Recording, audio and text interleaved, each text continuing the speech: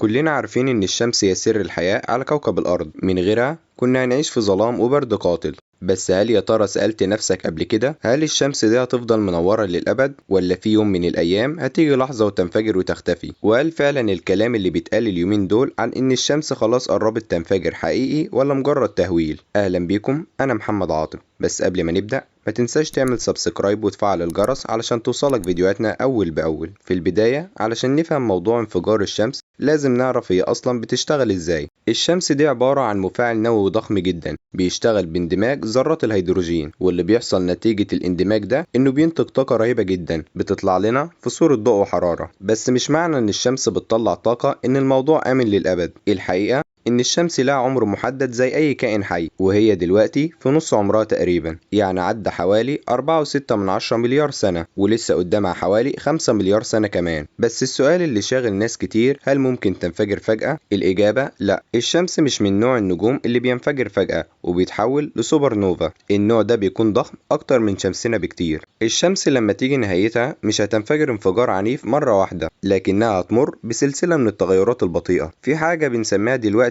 العواصف الشمسية، ودي عبارة عن انفجارات على سطح الشمس بتطلق طاقة مهولة وجسيمات عالية السرعة في الفضاء. أحيانا العواصف دي بتوصل للأرض وبتأثر على الاتصالات وأجهزة الملاحة والكهرباء، وللأسف في بعض الأخبار اليومين دول ضخموا موضوع العواصف دي وقالوا إن ده معناه إن الشمس قربت تنفجر، وده مش صحيح. العلماء فعليا بيراقبوا الشمس 24 ساعة يوميا، ولو كان في تهديد حقيقي كانوا حذروا العالم كله. تعالوا بقى نشرح بالتفصيل ايه اللي هيحصل للشمس في المستقبل البعيد. اول حاجة، لما الشمس تستهلك كمية كبيرة من الهيدروجين اللي فيها هتبدأ تفقد توازنها، القلب بتاعها هينضغط والطبقات الخارجية هتتمدد بشكل ضخم جدا. في المرحلة دي هتتحول الشمس إلى ما يعرف بالعملاق الأحمر، حجمها هيكبر لدرجة إنه ممكن يبتلع كواكب قريبة زي عطارد والزهرة، وفي بعض التقديرات حتى الأرض ممكن تتاكل مع التمدد ده. بس المدهش بقى إن رغم حجمها المهول في المرحلة دي حرارة سطحها هتقل وهتبقى لونها أحمر، يعني مش بس هتدمر الكواكب القريبة، لأ كمان الضوء والحرارة اللي بتبعته هيكونوا مختلفين تماما عن دلوقتي. بعد فترة من كونها عملاق أحمر الشمس مش هتتحمل الوزن بتاعها وهتبدأ تطرد الطبقات الخارجية في الفضاء وتسيب وراه قلب صغير ساخن جدا اسمه القزم الأبيض.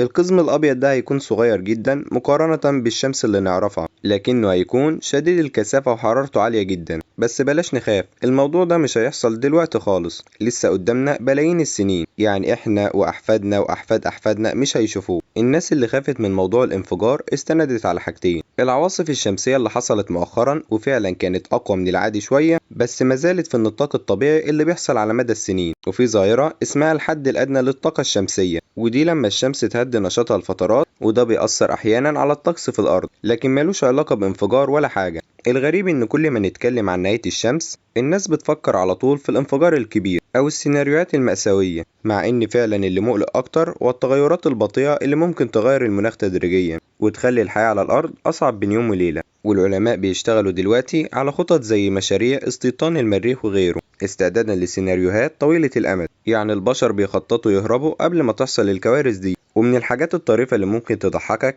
إن بعض الأفلام والمسلسلات صورت نهاية الشمس بطريقة درامية، زي إنها تنفجر فجأة وتدمر الكوكب في ثانية، بس الحياة العلمية أهدى وأبطأ من كده بكتير. في برضه شوية شائعات غريبة انتشرت زي إنه في نجم قاتل جاي ناحيتنا وهيخبط في الشمس ويفجرها. العلماء نفوا الكلام ده تماما وقالوا مفيش أي نجم بالشكل ده قريب مننا. دلوقتي خلينا نرجع لنقطة مهمة، هل في خطر حقيقي دلوقتي؟ الإجابة لأ. الشمس لسه شباب مقارنة بعمر النجوم، وهي مستقرة بشكل كبير. العواصف الشمسية اللي بتحصل بتتراقب بدقة، ولو حصل أي خطر بيتم التحذير قبلها بوقت كافي، بس ده ما يمنعش إننا لازم نكون مستعدين دايما لتأثيرات العواصف الشمسية القوية، خصوصا على شبكات الكهرباء والأقمار الصناعية. وعلشان كده في مشاريع ضخمة دلوقتي لتحسين الشبكات وحمايتها. وفي النهاية لو جيت تفكر الشمس دي مش مجرد مصدر ضوء وحرارة، دي كمان رمز للحياة والصمود. صحيح نهايتها حتمية لكن لسه قدامها عمر طويل هنستمتع فيه بالنهار والشروق والغروب الجميل.